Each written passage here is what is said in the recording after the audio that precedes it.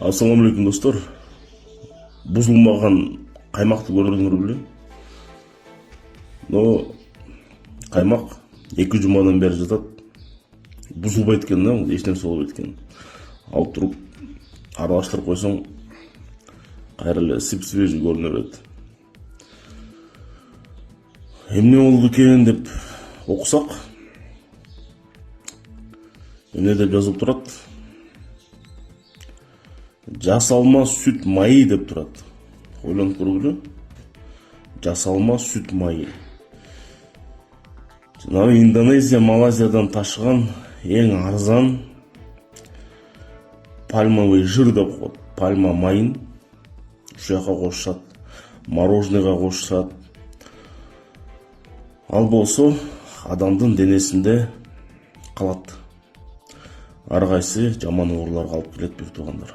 Денеден чыкпайт могу майчы. Эмнеге чыкпайт? Бул майдын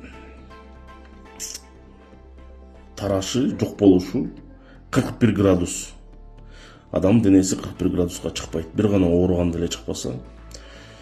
Ойлонуштуруп көргүлө. Эгерде биз келечекти ойлосок, мондай жасалма сүт майы дегендерге тыюу салыш керек. Булар аны мороженыйга кошот, сыр, быштак, творог, не болбосун бүт жака кошот да буларчы. Биздин келечекти, биздин балдарды булар травить этип атат да. Тыюу салыш керек. Могу химикаттардын бардыгына тыюу салыш керек. Силер сүт азыктыгын жеп атам десеңер, андай эмес бир туугандар. Без ГМО дейт, чыныгы ГМО да.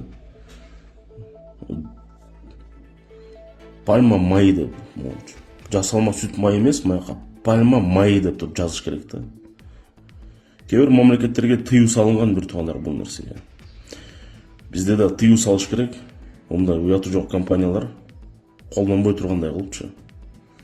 Буларга акча гана керек да. Буларга силердин ден соолугуңар кереги жок.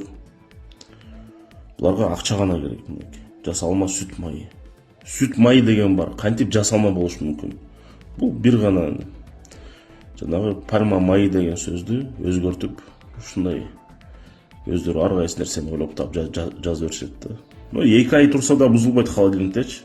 Аралаштырып жей бересиң. Такыр бузулбайт бул.